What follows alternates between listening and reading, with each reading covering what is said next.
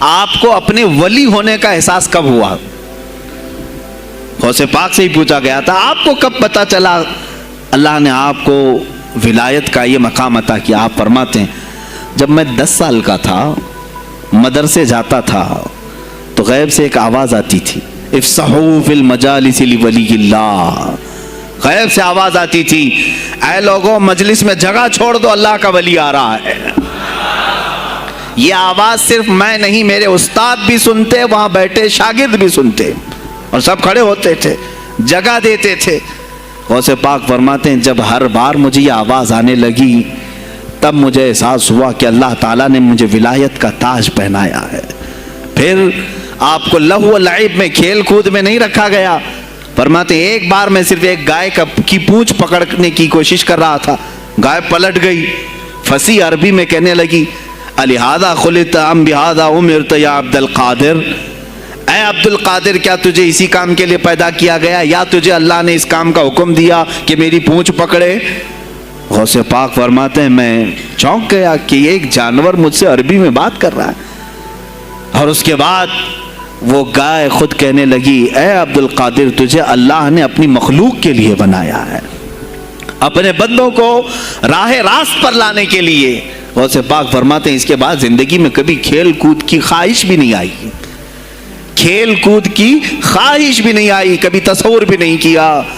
اور جب آپ جیلان سے نکل کر بغداد آئے، بغداد کے جو حالات تھے وہ آپ نے بہت قریب سے مشاہدہ کیا۔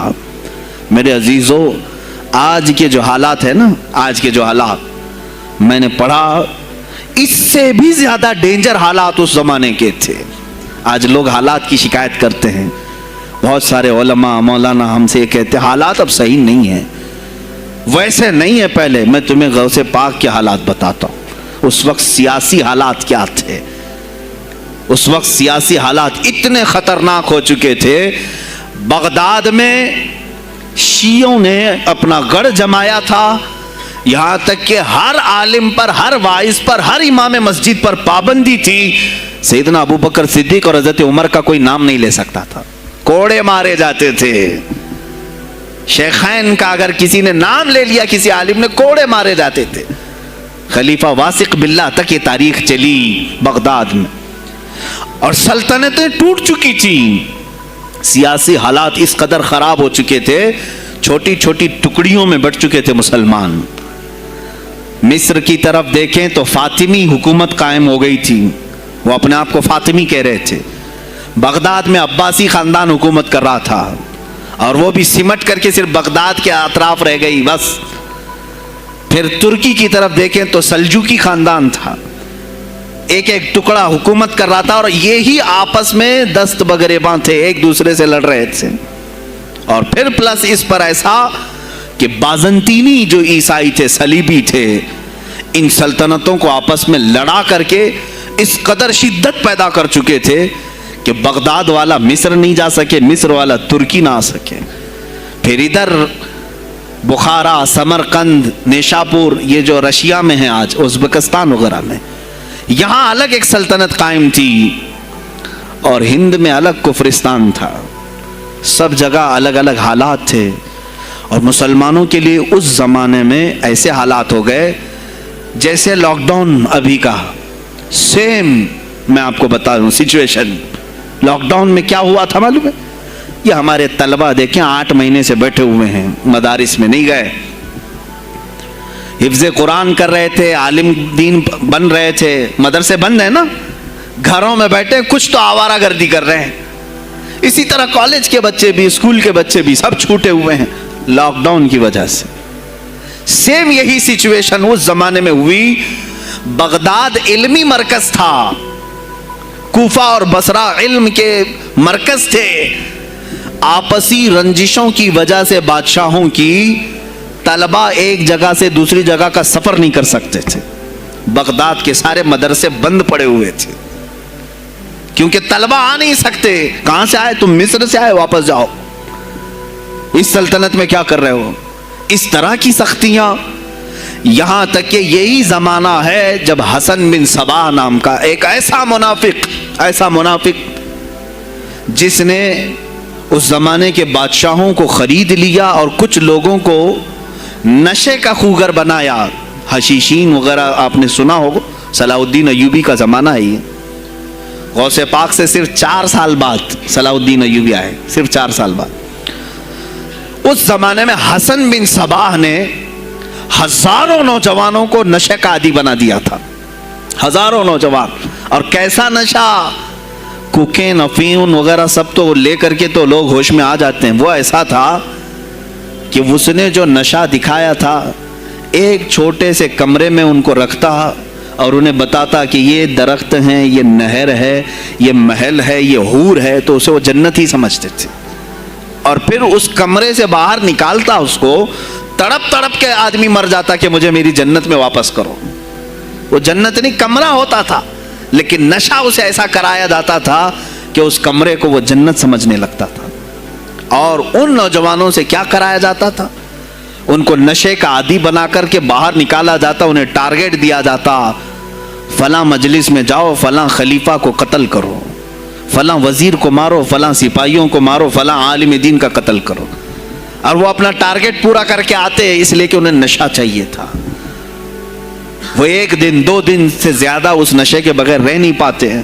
وہ اپنا ٹارگٹ کرنے کے لیے اپنی جان بھی جوخم میں ڈالتے ہیں. اس طرح کے کئی حملے خلفاء پر کرائے حسن بن صباح نے.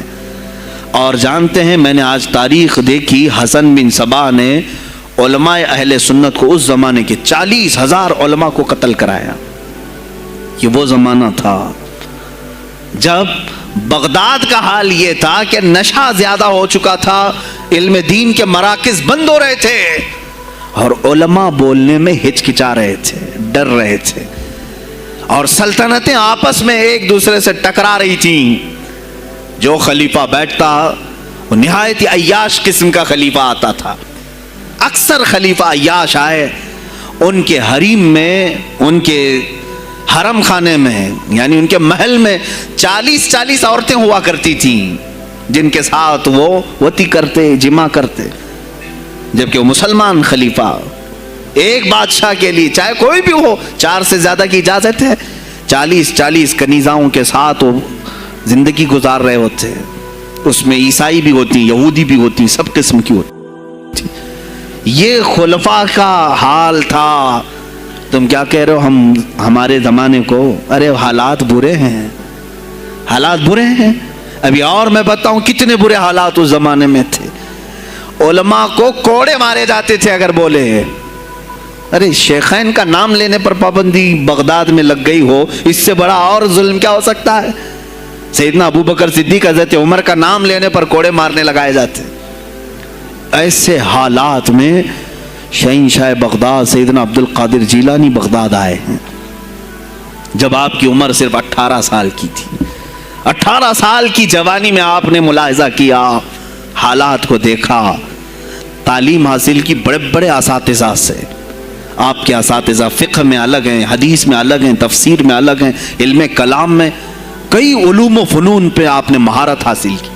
اس کے بعد حالات دیکھ کر کے آپ نے کیا کہا, یہ اب یہاں سے میں ہر ایک عالم دین کے لیے بشمول من میرے لیے نصیحت سمجھتا ہوں. غور سے سن لیں. غوث پاک رضی اللہ تعالیٰ عنہ کی زندگی میں ایک موڑ ایسا آیا, اور شاید میں نے بھی کبھی کئی مرتبہ اس طرح سوچا ہے, میں کمپیئر نہیں کر رہا ہوں, لیکن سنیں, حالات کو دیکھ کر کے غوث پاک نے جنگل کا رخ اختیار کر لیا. کیا لینا دینا ہے اس دنیا سے؟ اور آپ خود فرماتے ہیں کہ میرے دل میں یہ ارادہ تھا, نہ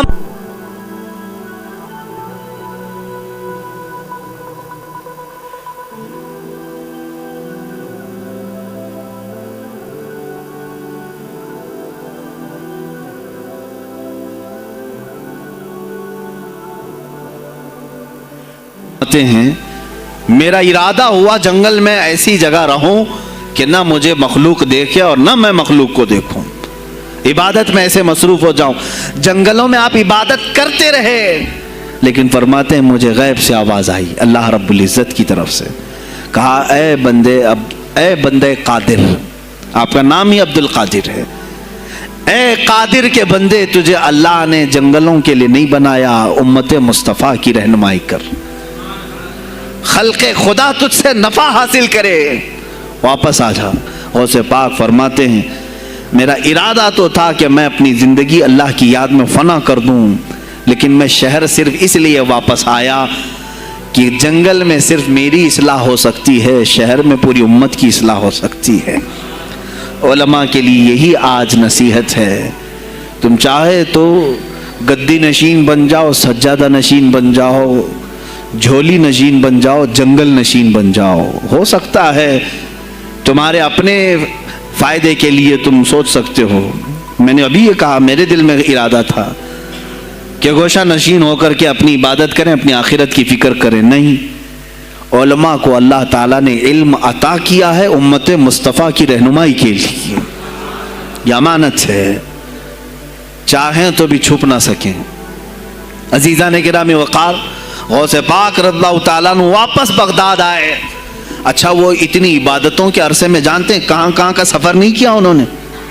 جنگلوں کا سفر، صحراؤں کا سفر، بیابانوں کا سفر، یہاں تک کہ سری لنکا کی سرزمین تک پہنچے، ملتان تک آئے۔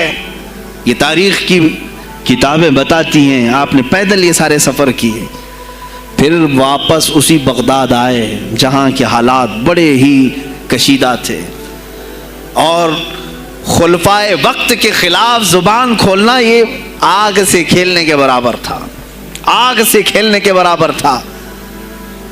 اور سب سے بڑا مسئلہ تو غوث پاک کے لیے یہ تھا کہ آپ بغداد کے نہیں تھے، عراق کے نہیں تھے، آپ جیلان سے آئے تھے۔ جیلان ایران میں ہے، اس زمانے میں طبرستان ایک صوبہ تھا، طبرستان کا ایک شہر جیلان تھا، جیلان سے آئے ہوئے تھے بغداد میں۔ آپ کی زبان فارسی تھی، فارسی زبان کا ایک طالب علم بغداد میں آیا ہے، اور بغداد پورا عربیوں کا ہے، فصیح عربی بولنے والے لوگ، اور نہایت ہی عیاشی میں پڑے ان کی اصلاح کیسے کریں۔ دل میں بار بار یہ احساس ہوتا، غوث پاک فرماتے میری زبان فارسی تھی اور ان کی زبان عربی ہے، میں ان سے خطاب کیسے کروں، ان کو اصلاح کے راستے پر کیسے لاؤں۔ بار بار سوچتے تھے، لیکن دل میں ایک درد ہوتا تھا کہ امت مصطفیٰ کو اس حال میں نہیں چھوڑنا چاہتا۔ ایک دن ایک مسجد میں غمگین حالت میں سوئے، ظہر کا وقت تھا، نماز پڑھ کر کے آپ آرام کر رہے ہیں، اور جیسی آنکھ بند ہوئی سرور کائنات صلی اللہ علیہ وسلم تشریف لائے۔ پوچھا عبد القادر کیوں غمگین ہے میرے بیٹے؟ کہا کہ یا رسول اللہ صلی اللہ علیہ وسلم زبان میری عجمی ہے، فارسی، میں عربیوں کے بیچ بیٹھا ہوں، اصلاح کرنے کی کوشش کرتا ہوں، لیکن مجھے یہ عجمی سمجھیں گے۔ اللہ کے نبی صلی اللہ علیہ وسلم نے فرمایا تو اپنا منہ کھول۔